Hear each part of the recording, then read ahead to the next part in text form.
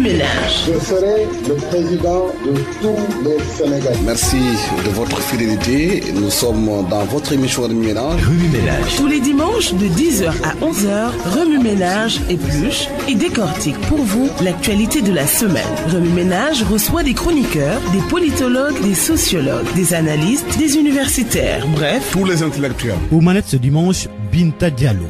Au menu d'un remue-ménage, les élections législatives de juillet prochain, Benno Bokk Yakaar et les cas Aliou Sall et Abdoulaye Timbo. Liste unique ou liste plurielle, l'opposition a-t-elle raté l'occasion de se retrouver autour de l'essentiel? Les retours annoncés de Abdoulaye Wade et de son fils Karim dans tout cela? La justice sénégalaise et ses remous, quelle analyse sur l'audition suspendue ou annulée de magistrats devant le Conseil de discipline de la magistrature? Le Sénégal, l'Afrique dans la présidentielle française, quelle perspective? Et beaucoup d'autres sujets. Pour en parler, Binta Diallo reçoit ce dimanche le journaliste Aliou Ndiaye et Abderrahmane Gaïdé, enseignant-chercheur à l'université Cheikh Anta Diop de Dakar. Remue-Ménage, dimanche, 10h-11h sur Radio Futur Média. Mesdames, Messieurs, bonjour. Remue-Ménage qui a le plaisir de recevoir aujourd'hui, comme l'a dit Georges Déthié Diop, professeur Abderrahmane Gaïdé, enseignant-chercheur au département d'histoire de l'université Cheikh Anta Diop de Dakar. Bonjour, professeur. Bonjour. Nous recevons également notre éminent confrère Aliou Ndiaye de Pikini Production. Bonjour Aliou. Bonjour Minta. Alors la dernière info, c'est la sortie du président de la République sur les dossiers politico-judiciaires. Pour Macky Sall, l'exécutif ne peut en aucun cas interférer dans la marche de la justice, professeur. Est-ce que c'est le cas? Bonjour. D'abord, je suis surpris par cette première entrée qui me surprend, d'autant plus que je ne l'ai pas écouté moi-même, mais bon, je crois Il l'a dit hier en recevant Benno Bokk Yakaar. Oui, bon, je n'ai pas suivi cet élément, mais bon, je crois que c'est de son droit de le déclarer devant la population. C'est notre droit aussi, peut-être, de ceux qui doutent qu'il y a mélange des deux pouvoirs, de penser la même chose. Donc, je crois que c'est une bonne chose aussi de toujours dire aux gens que nous faisons la différence entre les deux pouvoirs et que nous pouvons peut-être réfléchir mieux pour que nous soyons dans la tranquillité la plus totale. Il a quand même brandi à Aliou Ndiaye l'indépendance des pouvoirs, mais nous avons quand même connu des dossiers politico-judiciaires qui ont fait l'objet de deals, pour ne pas parler du protocole de Rebeuss, du protocole de Doha. Est-ce que le président Macky Sall a dit ce qu'il fallait dire?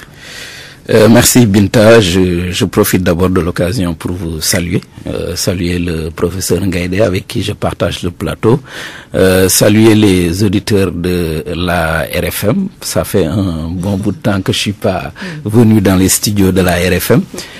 Saluer aussi tous mes confrères, collègues, tous les amis avec qui j'ai partagé des moments ici, dans le groupe Futur Média et ailleurs. Vous qui avez débuté aussi avec moi à Walfadjri il y a très longtemps. Vous faites partie des maîtres. Oui, et je suis très content, honoré de voir tout ce que vous avez fait et ce que vous faites maintenant encore, et qui montre que bon, seule la passion est vrai, quoi. Et depuis le début, vous avez été quelqu'un de très passionné. Maintenant, pour répondre à votre question sur le discours du président de la République, je pense que Macky Sall était hier avec ses alliés de Benno Bokk Yakaar. Donc il était dans un cadre politique. À mon avis, c'est le président de l'APR qui parlait. Donc il parlait dans le cadre d'une plaidoirie, parce qu'aujourd'hui, la mouvance présidentielle est accusée d'utiliser la justice pour régler des comptes politiques. Et en l'occurrence, il s'agit de l'affaire Khalifa Sall.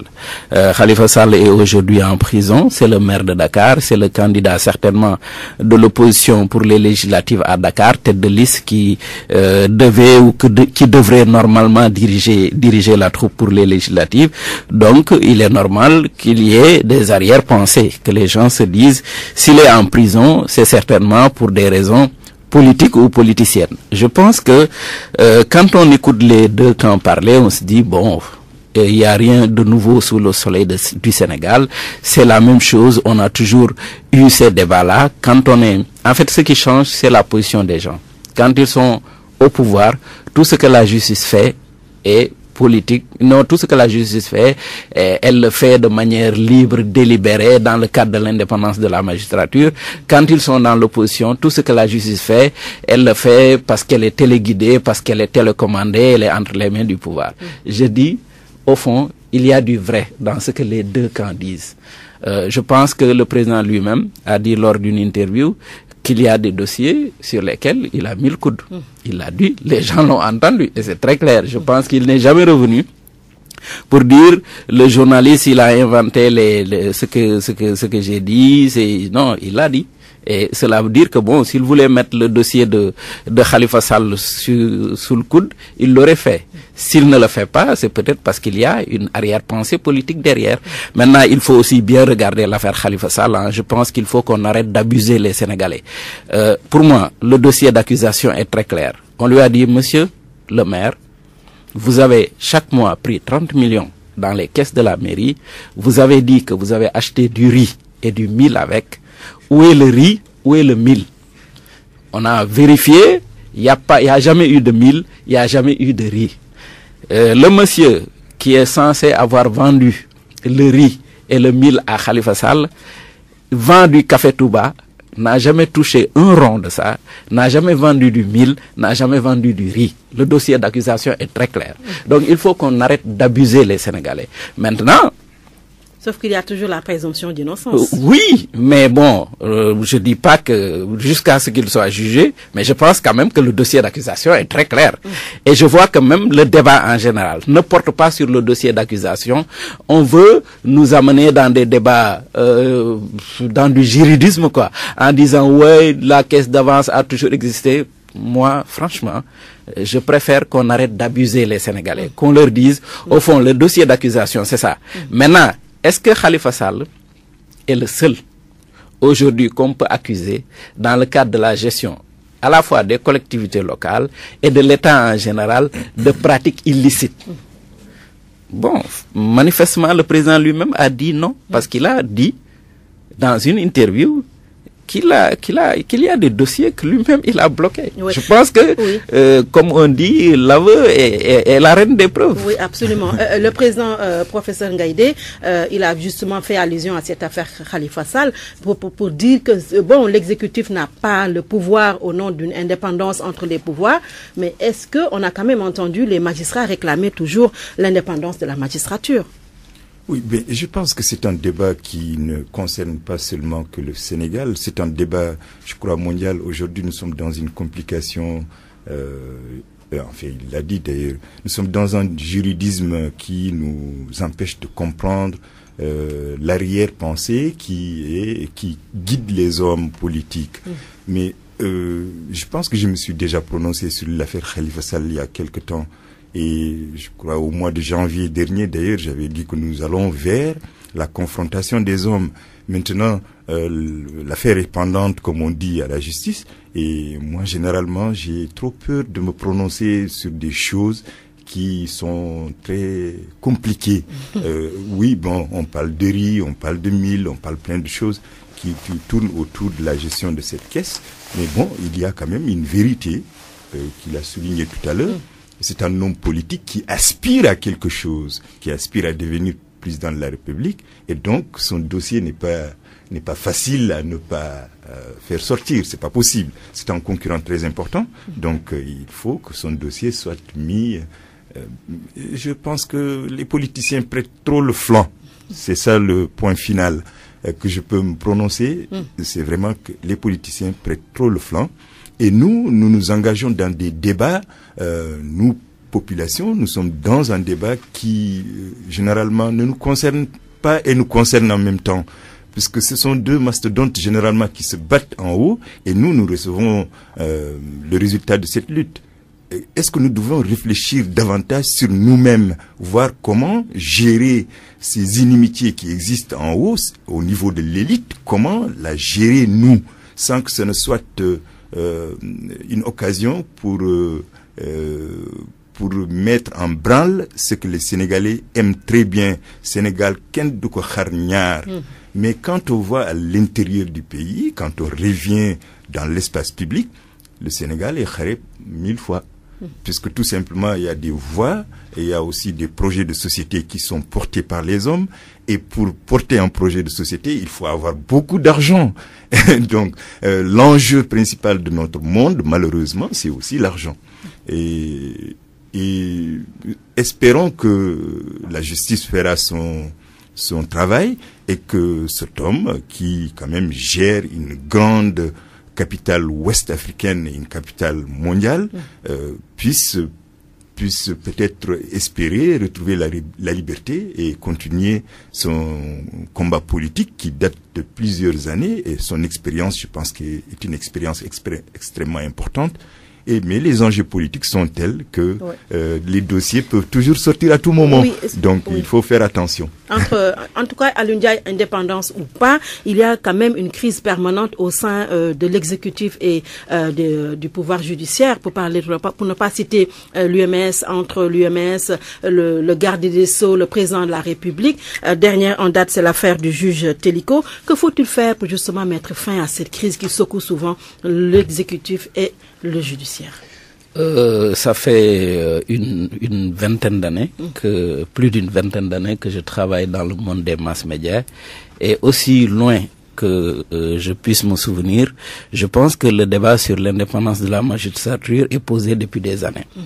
Et on sait au fond que ce qui pose problème, c'est le fait qu'en général, que d'abord le parquet soit sous les ordres du ministère de la Justice, et puis que la carrière, l'avancement des magistrats dépendent d'un conseil supérieur de la magistrature dirigé par le président de la République. Le vice-président, c'est le garde des Sceaux. Donc, la carrière, la promotion, l'avenir des magistrats est entre les mains de ces gens-là. Donc, je pense que tant qu'on n'aura pas couper ce cordon ombilical, le problème va continuer à se poser. Maintenant, vous savez, on est fort au Sénégal dans le saupoudrage, dans les discours cosmétiques. On nous vend des histoires d'indépendance de la justice.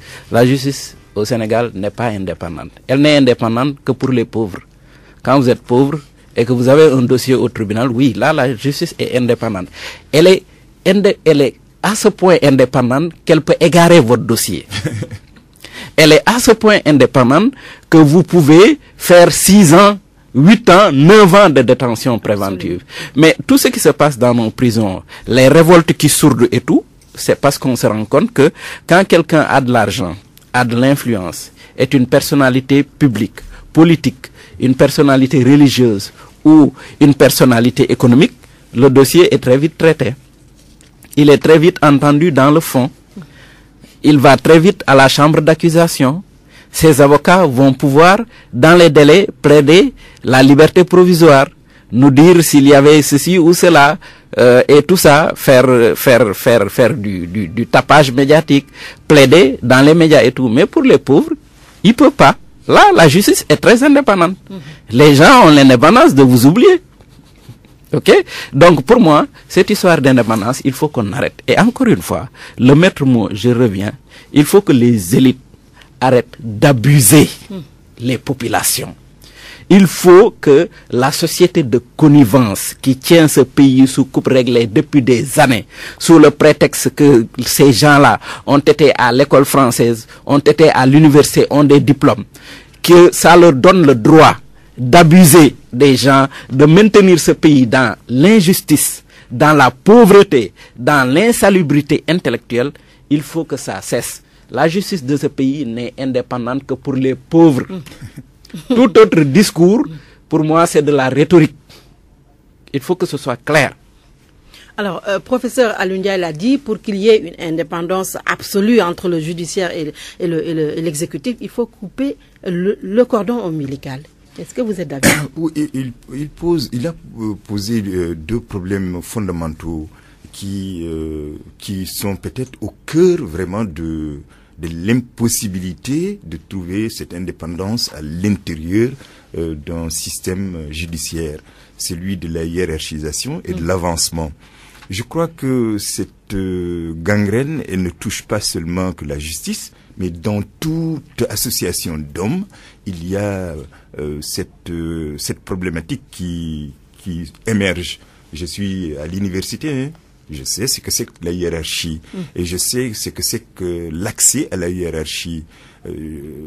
Ça pose un très sérieux problème. Donc, ce qu'il propose est une chose. Mais est-ce que le ministère de la Justice peut ne pas avoir un œil sur l'avancement de ceux qui donnent la justice à l'intérieur d'un pays? Ça, c'est un problème. Oui. Il faut que les magistrats eux-mêmes prennent leur train en marche et qu'ils nous disent la réalité. Est-ce que ils sont si affiliés au ministère de la Justice au point que il est impossible de rendre justice? Seuls les pauvres, comme il l'a dit, subissent la justice. Et il a dit une chose qui est très intéressante, l'indépendance de nous oublier, de vous oublier. Et quand on a l'indépendance d'oublier quelqu'un, on a la possibilité aussi d'avoir l'indépendance d'être indépendant, de ne pas oublier ceux pour lesquels on est là et pour lesquels d'ailleurs on est payé. Et un autre élément qui entre en jeu, et je crois que c'est très important, il ne l'a pas prononcé, mais c'est l'argent. Puisque si les grands pontes peuvent évacuer le procès rapidement et s'en sortir, et que les pauvres restent dans les raies de la justice, c'est qu'il y a quelque chose qui est là aussi, l'argent, l'enjeu de l'argent, l'avancement aussi, c'est de l'argent. Donc, nous revenons à quelque chose qui est très trivial, c'est khalis. Donc, si la justice aussi est prise dans le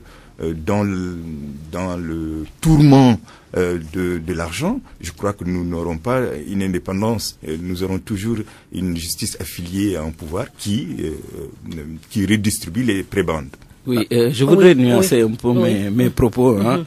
Je dis pas que dans l'absolu, il y a un manque ou une absence totale d'indépendance. Je pense que il y a quand même des juges, des magistrats au Sénégal qui tous les jours prennent leurs responsabilités, jugent en toute liberté, en toute indépendance. Maintenant, je dis, le système, de par son agencement, de par son organisation, est corrompu. L'homme, quand il a du pouvoir, a tendance en général à en abuser pour régler ses problèmes. Donc, le président de la République, à mon avis, le ministère de la Justice a trop de pouvoir. Encore une fois, on a un monarque. On n'a pas un serviteur. Il faut que les gens pour l'essentiel, fassent une sorte de rupture épistémologique, qu'on passe de l'État post-colonial à un État au service du Sénégal et des Sénégalais. Absolument. Alors, Rémi Ménage qui reçoit aujourd'hui notre confrère Alioune Ndiaye et le professeur Ngaïdé. L'autre information a trait aux élections législatives qui s'approchent. L'opposition qui se cherche toujours, professeur, l'opposition regroupée au sein de la coalition Wattu Sénégal et qui a du mal à trouver sa tête de liste en direction des législatives. Quelle explication faut-il donner à ce manque de leadership de l'opposition sénégalaise? Bon, je crois que la crise du leadership, elle a débuté depuis très longtemps et on le voit d'ailleurs avec la permanente scisparité qui gangrène les partis politiques. Et aujourd'hui, je crois que les gens ne se rassemblent plus autour d'un programme précis pour permettre aux populations d'accéder à quelque chose, mais se rassemblent contre quelqu'un qui est en face. Donc c'est pourquoi les égos surdimensionnés peut-être font que on n'arrive pas à mettre en place un leader politique de l'opposition qui puisse affronter ceux qui sont au pouvoir et qui ont la machine nous voyons aussi que depuis quelques semaines les événements sociaux permettent aussi une forme de rencontre entre l'opposition et l'actuel président de la République et qui permet peut-être un peu de stabiliser et de perturber même la possibilité de trouver une solution et mettre en place quelqu'un qui va aller vers le leader. Mais je crois aussi que l'absence de Khalifa Sall pèse aussi certainement sur la possibilité de mettre un individu au devant de l'opposition. Et aussi l'annonce du retour de l'ancien président de la République perturbe aussi l'ordre peut-être quelque part. Il faut peut-être... Sauf que Khalifa Sall n'est pas de Ouattou Sénégal. N'est pas de Ouattou Sénégal, mais l'image d'un homme... derrière, les gens en parlent, l'image d'un homme qu'on aurait pu pousser, qui aurait pu peut-être avoir quelque chose et qui a une assise électorale à Dakar qui est importante, aurait pu peut-être passer comme un élément qui bascule vers Ouattou. C'est possible. Ayant vécu ce qu'il a vécu, une fois dehors, il aurait pu peut-être le faire. Et donc, l'image aussi du retour d'Abdoulaye Wade peut aussi peut-être freiner la décision. Peut-être qu'ils sont en train de chercher un homme qui puisse affronter la réalité. Oui, aujourd'hui, Alioune Ndiaye, si l'opposition sénégalaise regroupée au sein de Ouattou a du mal quand même à choisir parmi les personnalités qui sont au sein de la coalition, est-ce que c'est parce qu'il y a un égo surdimensionné, comme le dit le professeur, ou est-ce que parce que l'opposition ne se fait pas confiance? Bon, déjà, cette question m'inspire à la fois une analyse et un commentaire. Je vais commencer par l'analyse. Je pense que la crise du leadership au sein de l'opposition sénégalaise, c'est d'abord une crise du leadership dans les partis d'opposition.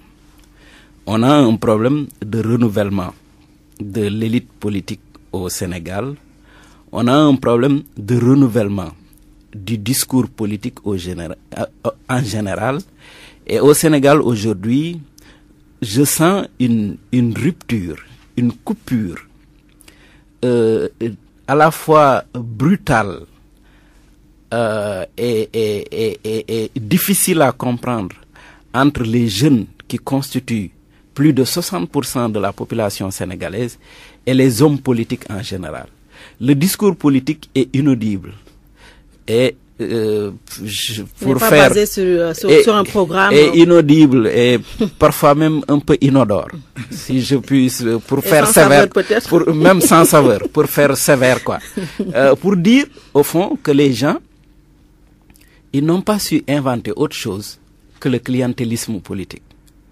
Senghor a fait du clientélisme sa stratégie, ce qui lui a permis d'accéder au pouvoir, de conserver le pouvoir pendant 20 ans. Abdou Diouf a fait du clientélisme. À un moment donné, avec l'ajustement structurel, il n'avait plus les moyens d'entretenir la clientèle. Ça lui a coûté une défaite en 2000. Abdoulaye Wade a trouvé de l'argent dans les caisses, a porté le clientélisme politique à son apogée. Mais les autres, ceux qui sont là, qui demandent maintenant les suffrages des Sénégalais, après Diouf, après Abdoulaye Wade, après Senghor, ils inventent quoi? Ils ont inventé quoi? Ils veulent continuer avec le clientélisme. Mais bon Dieu, aujourd'hui, on est 13 millions, presque 14 millions de Sénégalais. Et on nous dit qu'il y a 6 millions d'électeurs. Comment peut-on penser pouvoir dompter un électorat de 5 à 6 millions de personnes avec comme stratégie le clientélisme politique? C'est ça le problème au fond. On est en manque de leaders. On n'en a pas. La plupart des gens aujourd'hui, moi j'ai pas d'inquiétude par rapport à Ouattou Sénégal pour la liste unique. Parce qu'ils ont intérêt à se planquer.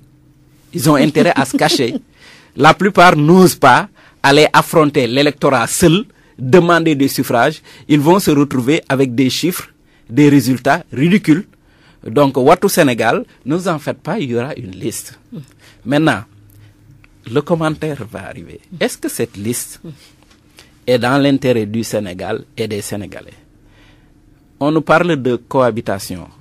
Mais si jamais l'opposition hétéroclite, regroupée dans une liste de Ouattou, parvient à gagner les élections et fasse ce qu'ils appellent une cohabitation, pour moi ce ne sera pas une cohabitation, ce sera autre chose, parce qu'il y aura deux cohabitations dans la cohabitation. Ouais. C'est comment l'opposition hétéroclite réunie, fait de briques et de brocs là, réunie autour d'une liste, va faire pour plus ou moins gérer, parce que comme on le dit, il va se poser des problèmes de leadership, des problèmes d'ego, des problèmes d'intérêt en direction d'une présidentielle qui va venir rapidement. Comment ils vont gérer ça déjà, et comment ils vont gérer le rapport au chef de l'État, c'est plus compliqué. J'ai entendu Abdoul Mbaye, l'ancien premier ministre, dire une phrase qui m'a paru politiquement très peu correcte, mais qui épouse un peu ma pensée. Il a dit ce qui se ressemble s'assemble. Il faut que les gens arrêtent de nous fatiguer, je veux rester politiquement correct, avec un fétichisme de l'unité. Nañu and bolo, et on endort les Sénégalais avec ça, bolo. Non! Chacun doit se compter. Ils ont décidé, ils ont choisi de faire de la politique. Ils doivent être en mesure de proposer quelque chose aux Sénégalais, d'aller concourir au suffrage, d'essayer de convaincre les Sénégalais. De façon individuelle ou plurielle? Individuelle, parce que il faut qu'ils arrêtent de nous vendre le truc que oui, le Sénégal est en danger, nous avons besoin de nous réunir. Mais tous ces gens qu'ils disent, ils ont été au pouvoir au moins 1 ou 2 fois. Et concrètement, quand ils ont été au pouvoir, est-ce qu'ils ont apporté les ruptures que les Sénégalais attendent ou que les Sénégalais ont attendu, qu'ils ont promis pour l'essentiel? Donc il faut qu'on arrête de nous endormir. La liste unique de l'opposition, moi, franchement, non. Pour moi, il n'y a pas de souci, parce que bon, il y a tellement de structures yobalément au Sénégal qu'ils auront besoin de se mettre ensemble pour se donner du courage et pour se donner une chance. La plupart des partis politiques aujourd'hui, même le parti au pouvoir, je le dis bien, même l'APR, s'accroche à Benno. Oui. Parce qu'au fond, ils ne sont plus en mesure de nous inventer des choses, de nous faire rêver. Mais écoutez, Binta, nos jeunes continuent encore à traverser le désert pour aller en Europe. Cela veut dire qu'on leur propose rien qui les fasse rêver, qu'on les propose rien qui les mobilise. On est encore dans un système corrompu, fermé, fermé à l'initiative, qui bloque les gens, qui bloque jusqu'aux rêves des gens. Donc les gens ont des rêves d'ailleurs. Justement, jusque-là... Donc je dis encore une fois, ils vont tous s'accrocher au truc de coalition en disant oui, maintenant on ne peut plus remporter d'élections au Sénégal si on n'est pas dans des coalitions. Non. Il faut qu'ils disent que les Sénégalais se rendent compte que tout ceci est la preuve de leur incapacité à renouveler le système, à se renouveler, à rompre et à avancer. Justement, l'opposition regroupée au sein de Ouattou a un problème avec la liste unique ou la liste plurielle. Jusque-là, elle ne s'est pas encore prononcée sur le choix qu'elle va faire. Bon, mais on a quand même entendu qu'ils vont faire appel au président Abdoulaye Wade d'un âge très avancé, qui a quand même fait sa retraite politique depuis 2012, à l'issue de au lendemain de sa débâcle politique. Est-ce que cela veut dire que c'est un aveu d'échec, que cette opposition a du mal quand même à pouvoir trouver sa tête de liste et qu'il puisse faire appel à Abdoulaye Wade? Est-ce que c'est un échec pour Ouattou? Vous savez, ce qui est lassant dans ce débat sempiternel autour de leaders politiques, c'est que nous en débattons depuis, il l'a souligné, depuis plus d'une vingtaine d'années. Et je pense d'ailleurs que j'en ai parlé tellement dans votre radio que la rupture générationnelle qui existe au Sénégal pour moi, elle est extrêmement dangereuse. Vous voyez, les leaders politiques des partis politiques actuellement, tous ont créé leur parti après une amertume à l'intérieur de leur parti. Donc ils sont partis avec l'amertume. Donc nous suivons leurs amertumes et leurs passions. C'est ça le grand problème. Le grand problème, c'est que pourtant, c'est tous des jeunes qui ont contesté à l'intérieur un système. Ils arrivent à diriger des partis, mais ils n'ont pas de background. Je l'ai dit dans cette radio d'ailleurs, je dis que ce sont des généraux sans armée. Donc la coalition, c'est justement l'élément fondamental. C'est un conglomérat. Et un conglomérat, c'est des pierres rassemblées avec de la boue. Il suffit que ça pleuve pour que ça se disperse. Donc, je crois que le problème majeur, c'est la perte vraiment d'idéologie dans les partis. On n'a plus de partis où il y a une ligne politique pour laquelle on se bat et pour laquelle on est prêt à sacrifier une partie de son avenir et de sa vie quotidienne. Je crois que le débat doit tourner autour de cela.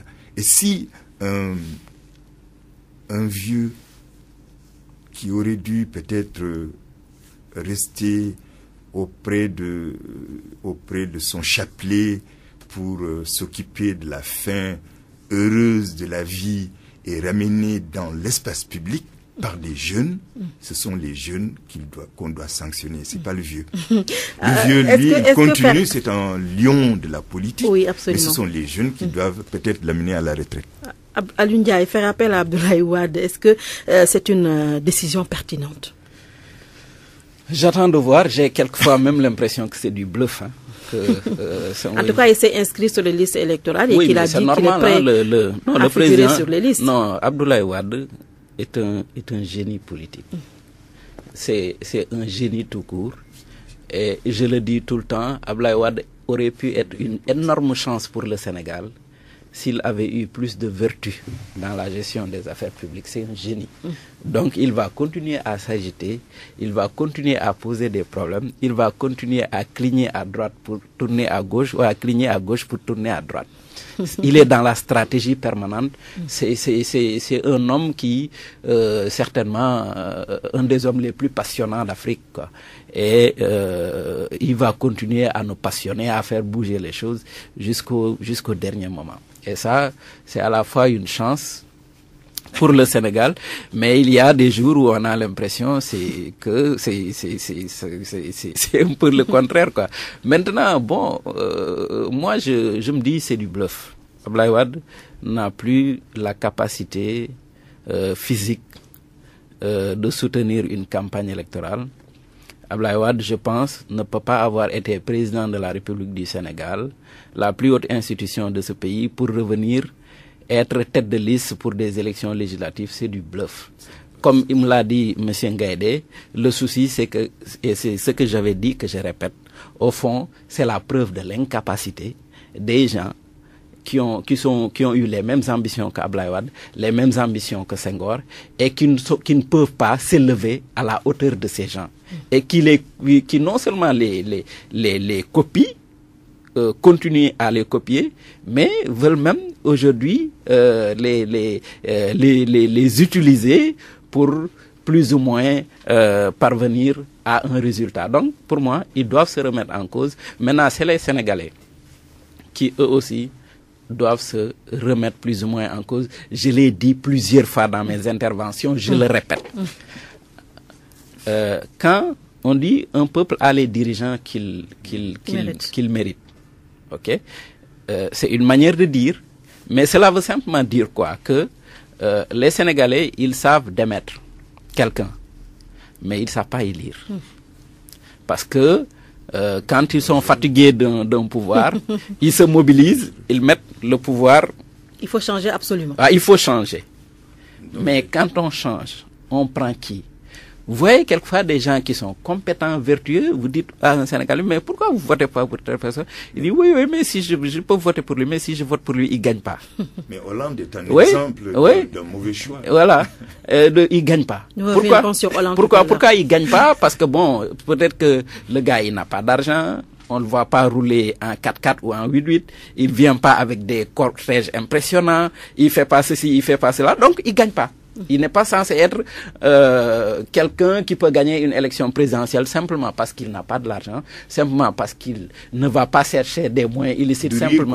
Voilà. Donc, pour moi, il faut que les Sénégalais prennent leurs responsabilités. Abdoulaye Wade, à mon avis, depuis très longtemps, on nous arrive sa venue. Abdoulaye Wade vient, Karim vient, on nous dit oui, Karim a appelé telle personne, Abdoulaye Wade a appelé telle personne, on nous dit ceci, on dit cela, comme si nos vies, le souffle de ce pays, sa respiration, devait dépendre d'une ou deux personnes. C'est comme si nous n'avions pas suffisamment de génie, suffisamment d'intelligence pour inventer notre avenir, le proposer à la jeunesse de ce pays, les mobiliser dans le travail, dans la conscience pour faire avancer les choses. On est encore en train de vendre des chimères. Il y a quelqu'un qui a dit, les peuples aiment les chants, les romans et les charlatans. Mais c'est vrai. Dans ce pays, nous adorons les charlatans. Et dans la politique, il y a beaucoup de charlatanisme. Alors, le frère du président, professeur Ngaïdé, Aliou Sall, maire de Guédiawaye, et l'oncle du président de la République, Abdoulaye Timbo, maire de Pikine, ne vont plus figurer sur les listes en direction des législatives. Est-ce que c'est un choix du président de la République? On nous a dit. Est-ce qu'il fallait le faire?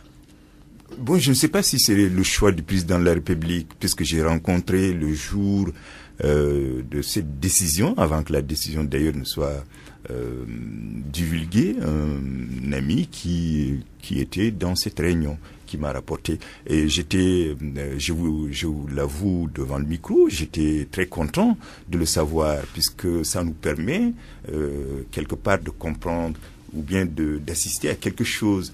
Le retrait peut-être de la famille biologique du président de la République, de ses joutes électorales, puisque je crois qu'au début de son mandat et même aujourd'hui, on continue à dire que sa famille biologique des deux côtés est trop présente.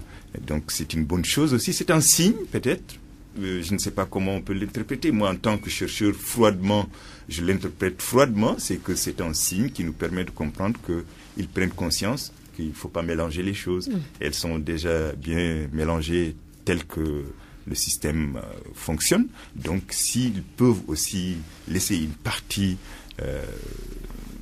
je l'utilise comme ça, une partie du gâteau à d'autres qui peuvent y accéder, c'est une très bonne chose. Je crois que c'est une décision importante et qu'il faut prendre à la hauteur du symbole familial. Alors, et au-delà, je ne peux pas aller au-delà. C'est un acte hautement renversant, comme disait Mahmoud Ibra Kane, le fait que le frère du président, maire de Guédiawaye et l'oncle du président ne figurent plus sur les listes électorales. Oui, je pense que c'est juste la preuve de l'habileté du président. Parce que, comme je le dis encore, il y a une pauvreté du discours politique en général, une pauvreté de l'argumentaire et de l'argumentation, une indigence de proposition qui fait que, bon, le thème de campagne, ça allait être de jouer sur la peur des Sénégalais. Vous donnez la majorité à l'APR, Aliou Sall devient président de l'Assemblée nationale, et puis après, il va succéder à son grand frère.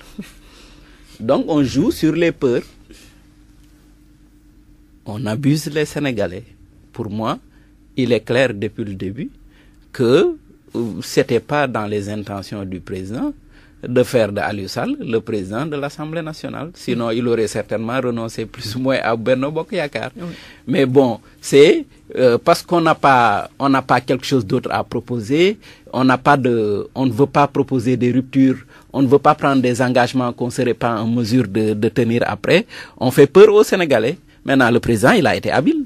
Il sait, ça va être ça, leur discours de campagne. C'est sur ça qu'ils vont compter. Comme moi, je ne veux même pas de Aliou Sall à l'Assemblée nationale. J'ai pas pour projet d'en faire le président de l'Assemblée nationale. Et truc, c'est facile. Je lui dis, écoute, Aliou, arrête. Maintenant, qu'est-ce qu'ils vont dire? Je suis en train d'écouter l'argument ou les arguments qu'ils vont mettre sur la table. Mais ils vont plus pouvoir jouer sur cette peur-là. Il leur faut trouver autre chose. Il faut qu'ils arrêtent d'abuser les Sénégalais. Majorité comme opposition. Il faut qu'ils arrêtent d'abuser. Alors, l'autre actualité non moins importante, bien sûr, c'est l'élection présidentielle qui se déroule en France. Nous allons en parler de façon beaucoup plus large ce soir à travers une édition spéciale qui sera dirigée par Alassane Samba Diop. Mais déjà, on fait le point sur le bilan, professeur, du président sortant, notamment par rapport à sa politique africaine. Que faut-il retenir? Sa politique africaine. D'abord, il faut rappeler que Hollande n'était pas profondément africain au départ, avant que un événement malheureux ne nous dérange au niveau du Mali. C'est à partir donc de l'intervention au Mali que Hollande s'est intéressé à l'Afrique. Et d'ailleurs, je pense que c'est le seul résultat qu'il a. Et il l'a démontré puisqu'il a fait sa tournée d'adieu, la première tournée d'adieu, c'est au Mali. Donc, son bilan interne, n'eût été d'ailleurs la calamité de son bilan interne. Je crois que les Emmanuel Macron, les Benoît Hamon et tout ce monde de la gauche qui bouillonne n'auraient pas peut-être aspiré à devenir président de la République. Et d'ailleurs, ces derniers jours à la présidence française démontrent que Hollande est complètement détaché de la réalité française et que malheureusement pour la France, et malheureusement pour nous aussi qui sommes presque affilié à la France, qu'il nous démontre une leçon politique extrêmement importante pourtant, et qui doit servir, puisque malheureusement nous avons pris la France comme modèle, et que le modèle se craquelant, il faut qu'on prenne des leçons à travers ce qui s'est passé. C'est les socialistes qui étaient au pouvoir et qui ont donc démontré leur incapacité à relever les défis du libéralisme économique tel qu'il fonctionne à travers le monde. Donc je crois que son bilan général, si on veut écourter, moi, le bilan que je retiens, c'est l'intervention au Mali, et qui est là encore et qui restera là. En tout cas, à Ndiaye, le président Hollande avait quand même promis la fin de la France-Afrique, une coopération, une relation basée sur le gagnant-gagnant. Est-ce qu'aujourd'hui, les Africains doivent continuer à croire à la France, à s'accrocher à la France? Est-ce qu'il n'est pas temps de rompre le cordon ombilical, comme l'a dit le discours du président Condé, qui a quand même fait mouche partout? Oui, bon, on est encore dans le discours. Et pour moi, j'ai passé l'âge de croire ce qu'on me dit. Quand un président français me dit, bon, on va faire une relation gagnant-gagnant entre le Sénégal et la France, je l'écoute, je l'enregistre, mais je juge sur pièce. Et quand on juge sur pièce, les relations entre le Sénégal, notre pays, et la France sont des relations injustes. Pourquoi? Regardez ce que nous rapportons à la France et ce que la France nous rapporte. Faites le bilan, vous vous rendrez compte que c'est injuste. Aujourd'hui, rien que... En tout cas, on a entendu l'ambassadeur de France à Dakar dire que les Français, à travers les entreprises basées à Dakar, au Sénégal, ont quand même donner de l'emploi aux jeunes, qu'ils participent à un taux non négligeable dans le PIB, ils participent également à la fiscalité à hauteur de 25%, que les entreprises françaises sont beaucoup plus sénégalaises que françaises. Bon, c'est une manière de parler, mais il n'a pas dit combien il rapatrie en termes de bénéfices. Et il est dans son rôle, il est l'ambassade de France, on ne peut pas lui faire le reproche. Il défend les intérêts de la France. On ne peut pas reprocher aux Français de défendre les intérêts de la France. Par contre, on peut s'étonner de voir, peut-être que le contexte, je sais pas moi, géopolitique, tel X, Y, fait que bon, on est obligé de ménager. Moi, je suis pas un dirigeant, peut-être que je peux me permettre de dire un certain nombre de choses. Mais si on fait de l'analyse simplement, l'ambassade de France, il dit des choses dans l'intérêt de la France. Il est dans son rôle, il défend son pays. Mais nous, quand on regarde ce que Orange rapatrie en France en termes de bénéfices, ce que la société qui gère la SDE, je sais plus comment elle s'appelle, rapatrie en termes, je sais plus si c'est Bouygues, je sais plus, qui gère il gère notre eau, il gère notre téléphone. Les plus grandes banques sont entre leurs mains. Ils gèrent le carburant, ils gèrent l'autoroute à péage, ils gèrent beaucoup de choses. Notre rythme. Notre tout est entre leurs mains. Donc aujourd'hui, rien que ce que nous déposons en France en termes d'argent pour garantir le franc CFA, c'est beaucoup d'argent. Et les gens ne peuvent pas nous faire croire, parce que quand même, on n'est pas des enfants, nous faire croire que l'argent, on le leur donne, ils le déposent quelque part et ils s'en vont. Non, ça ne se passe pas comme ça. Ça ne peut pas se passer comme ça.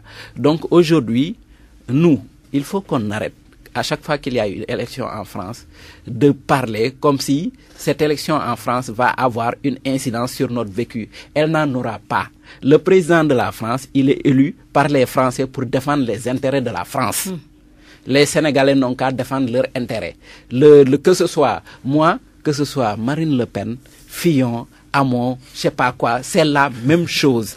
On continue, je vois des Africains qui tremblent en disant non, si Marine Le Pen est élue, il y aura rien. Si, il y aura des rapatriements. Non. C'est quand même les rapatriements, il y aura rien du tout. Les rapatriements, elle va en faire 2 ou 3 de manière cosmétique pour contenter son électorat. Mais elle va comprendre rapidement que c'est l'Afrique qui fait vivre la France et pas la France qui fait vivre l'Afrique. Et ça, pour moi, elle aussi, elle joue sur les peurs. En général, la plupart des systèmes fonctionnent sur la peur. Elle joue sur la peur des invasions des Français, qui est une vieille peur depuis les Turcs, depuis Charles Martel et Pau. Les Français ont toujours eu peur des invasions. Et elle joue sur ça. Maintenant, c'est ça peut marcher, ça marche, mais aujourd'hui, moi, si les gens me disent, bon, ok, les émigrés sénégalais en France rapportent chaque année 50 milliards au Sénégal, rapatrient 50 milliards, d'accord? Bon, qu'ils nous rendent Orange, qui fait 200 milliards de bénéfices et plus de 1000 milliards de chiffre d'affaires, ben, qu'ils nous rendent la SDE, qu'ils nous rendent les banques, qu'ils nous rendent les stations-service, le carburant et tout, qu'ils nous rendent les hôtels, qu'ils nous rendent tout. L'autoroute à péage. L'autoroute à péage et tout. Et puis, il n'y a pas de souci. Nous, on peut bien reprendre les nôtres. Il n'y a pas de souci. Et je pense que personne ne le fera. C'est du bluff. C'est la même chose avec Trump, qui a joué sur les trucs populaires, qui est arrivé au pouvoir, qui a sorti 2 ou 3 décrets que les gens ont plus ou moins bloqués, et que ces décrets d'exclusion, d'ailleurs, l'Arabie Saoudite, qui est l'un des pays qui fabrique le plus de terroristes, n'est pas sur la liste. Il met d'autres pays faibles pour faire cosmétique et tout. Les gens le bloquent. Maintenant, pour détourner l'attention, il va faire des frappes aériennes en Syrie, des trucs comme ça. Il va se passer la même chose. Aujourd'hui, un président de la France défendra les intérêts de la France. Franchement, nous n'avons pas à nous passionner pour ça. Nous devons nous passionner sur qui, chez nous, va défendre suffisamment nos intérêts pour qu'on sorte de la pauvreté et que nos enfants arrêtent de mourir dans le ventre de l'Atlantique, ou d'être dévorés par le désert du Sahara, là. Alors, en tout cas, ils sont 11 candidats en liste pour cette présidentielle, professeur. Quel est le meilleur profil pour l'Afrique parmi ces candidats? Macron, Marine Le Pen, Mélenchon, Hamon? En tout cas, il y a beaucoup de noms.